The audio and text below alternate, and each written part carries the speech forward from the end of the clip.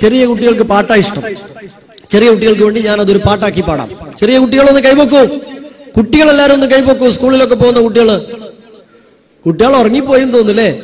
Okay, പാട്ട് കേട്ട് നല്ലപോലെ ഉറങ്ങാം. അക്ഷരങ്ങൾ 28 അലിഫ് കൊടുത്ത് ഉച്ചരിക്കുമ്പോ എങ്ങനെയാ?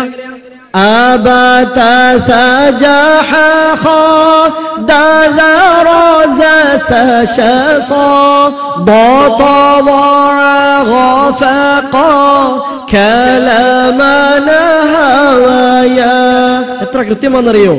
അതിന്റെ ഉച്ചാരണത്തിൽ നിങ്ങൾ ശ്രദ്ധിക്കേണ്ടത് 8 അക്ഷരങ്ങളുടെ ടൈമിൽ ഞാൻ അല്പം ഹെവി ആയിട്ടാണ് ഉച്ചരിക്കുന്നത്. നിങ്ങൾ ആരോ മനസ്സിലാവുന്നുണ്ടോ? പാക്കറ്റിലാണോ ശ്രദ്ധ? ഒന്നുകൂടെ, അലിഫ് നൽകുമ്പോൾ ഉള്ള ആ ചരിവും ആ ഹെവി ആ ഒരു റൂട്ടും.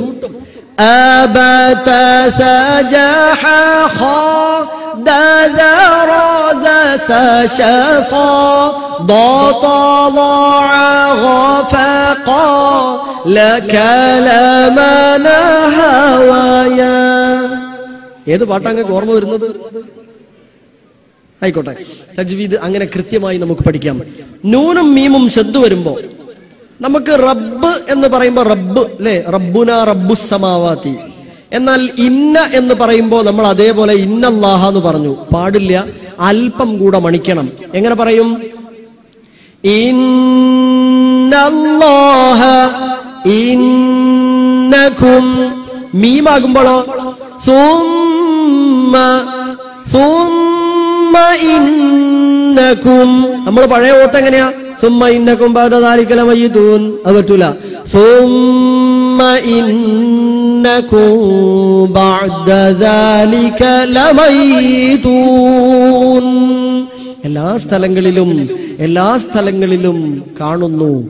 നൂനും മീമും ശബ്ദ് വരുമ്പോ മണിച്ചുകൊണ്ട് പാരായണം ചെയ്യാൻ ശ്രമിക്കണം. കൂട്ടരെ, സഹൃദയരെ, ഞാൻ എന്റെ ഭാഷണം അവസാനിപ്പിക്കുകയാണ്.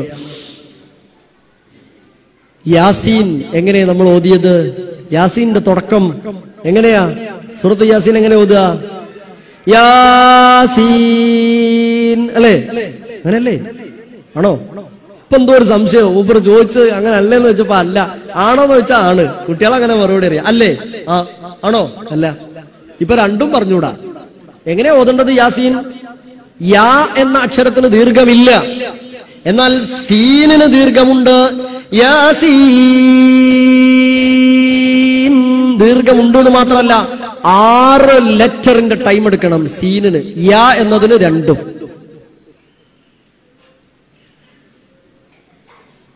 ഹാമീം, വലീദ് ഇബ്നു മുഗീറ മാറിയ അല്ലെങ്കിൽ അത്ഭുതപ്പെട്ടു പോയ സൂറത്തിന്റെ ആദ്യം നമ്മൾ ഓതല് ഹാമീം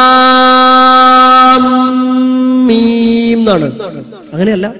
ഹാമീം. ഖാഫ് എങ്ങനെ ഓതുക? സൂറത്ത് ഖാഫ്.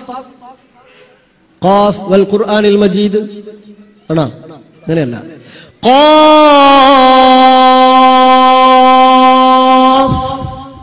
നൂൻ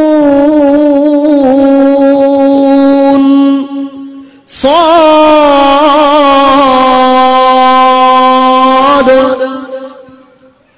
كاف يا عين صاد. 5 ലെറ്റർ ഉണ്ട്. കാഫ്, ഹ, ഐൻ, കാഫ്, ഹ, യാ, ഐൻ, സ്വാദ്. ഇതില് ഐനും കാഫ് കഴിഞ്ഞ് ഹാവും യാവും നീട്ടാൻ പാടില്ല. മറ്റ് 3 അക്ഷരവും 6 ദീർഘം നൽകണം. എങ്ങനെ?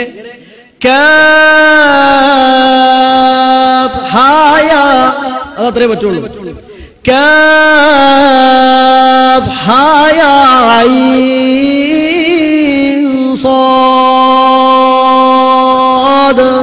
ذكر رحمة ربك عبده زكريا إذ نادى ربه نداء خفيا قال رب إني وهن العظم مني واشتعل الرأس شيبا ولم أكن بدعائك بك ربي شقيا. സഹോദരികൾ നമ്മൾ അവസാനിപ്പിക്കാം. തജ്വീദ് പഠിക്കുക. തജ്വീദ് പഠിച്ചിട്ടുള്ള ഒരുപാട് സഹോദരീ സഹോദരങ്ങൾ നമ്മുടെ ചുറ്റുപാടുമുണ്ട്. മീഡിയകളിലൂടെ പഠിക്കാൻ കഴിയും. അങ്ങനെ നല്ല രീതിയിൽ തജ്വീദ് എന്ന പദത്തിന്റെ അർത്ഥം മനസ്സിലാക്കുക, ഖുർആനിനെ നന്നാക്കുക എന്നാണ്. ഖുർആനിനെ നന്നാക്കാൻ ഇഷ്ടമില്ലാത്ത ആരെങ്കിലും ഉണ്ടോ കൂട്ടത്തിൽ? ഇല്ല. അതുകൊണ്ട് നന്നാക്കണം.